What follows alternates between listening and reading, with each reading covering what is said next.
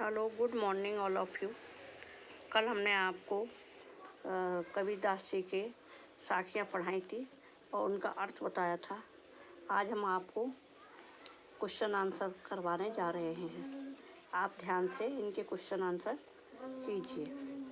पहला क्वेश्चन का आंसर बता रहे हैं, पार्ट से में पहला।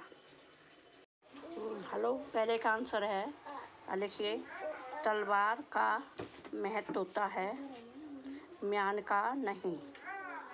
से कबीर यह कहना चाहता है कि असली चीज़ की कद्र की जाती है, दिखावटी वस्तु का कोई महत्व नहीं होता। इसी प्रकार किसी व्यक्ति की पहचान अथवा मोल उसकी काबिलियत के अनुसार तय होता है, न कि कुल, जाति, धर्म आदि से, है ना। किसी के कुल जाति, हाँ जी, कुल, जाति, धर्म आदि से नहीं होता। उसी प्रकार ईश्वर का भी वास्तविक ज्ञान जरूरी है। ढोंग, आडंबर तो म्यान के समान निरर्थक बातें हैं।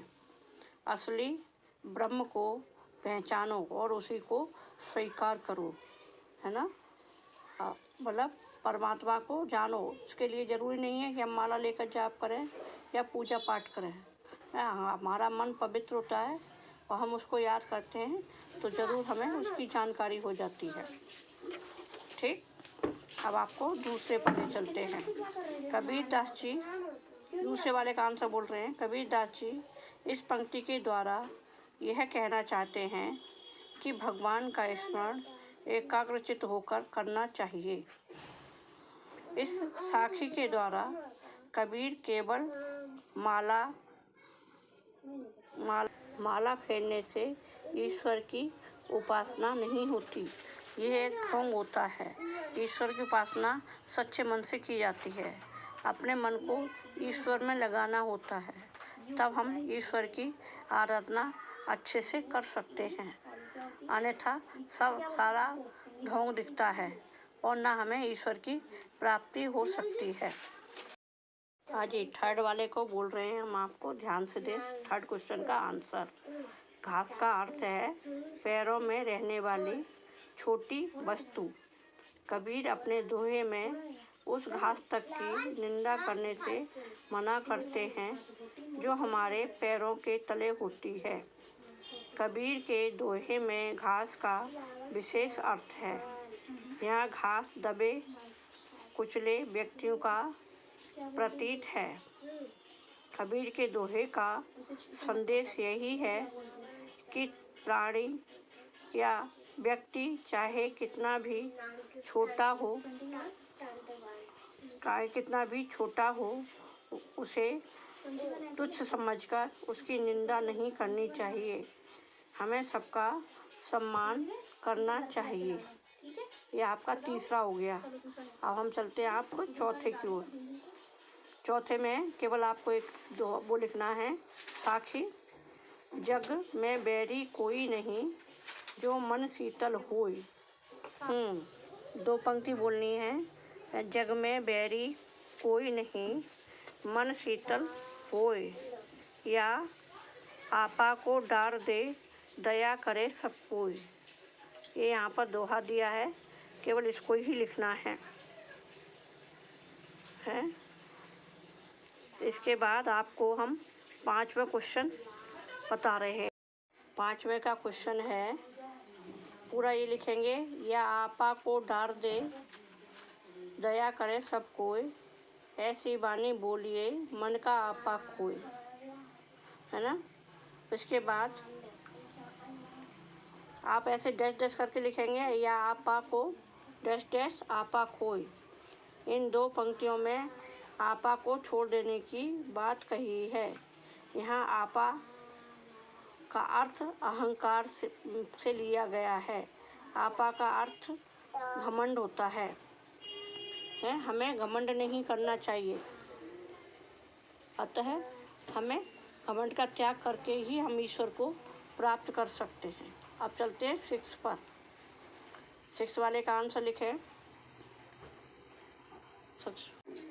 छठवें का आंसर है, आपा और आत्मविश्वास में तथा आपा और उत्साह में अंतर होता है। नंबर 1, आपा और आत्मविश्वास। इसके आगे डैश लगाएंगे।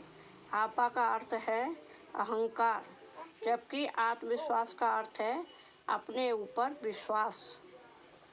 अब नंबर 2 में आपा और उत्साह, फिर डैश लगा के लिखेंगे। आपा का अर्थ है अहंकार, जबकि उत्साह का अर्थ है किसी काम को जोश से करना। ठीक है, ये आपके दोनों हो गए। अब हम आपको 7th क्वेश्चन की ओर ले चलते हैं। 7th क्वेश्चन में आप ये काम आंसर लिखेंगे।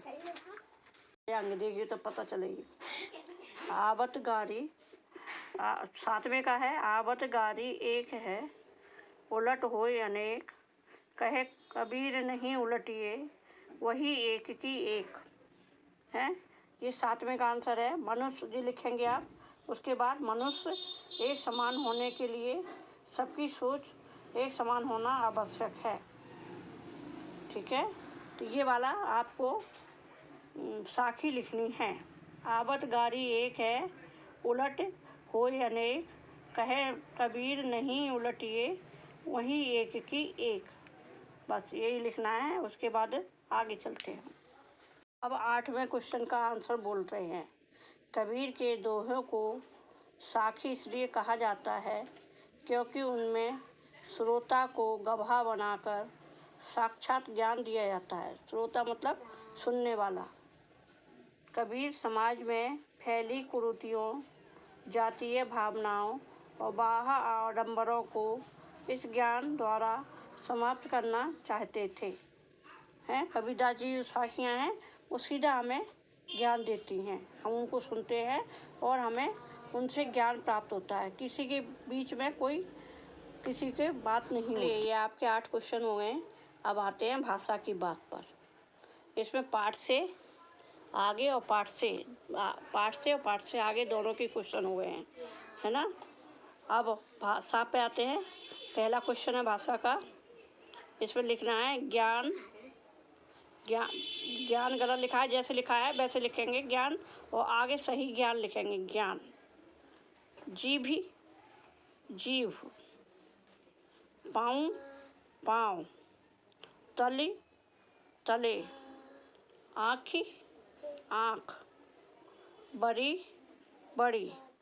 ये कबीरदास जी की जो है वो दूसरी भाषा है, इसलिए इनमें शब्द अलग अलग दिए। सदुकड़ी भाषा है।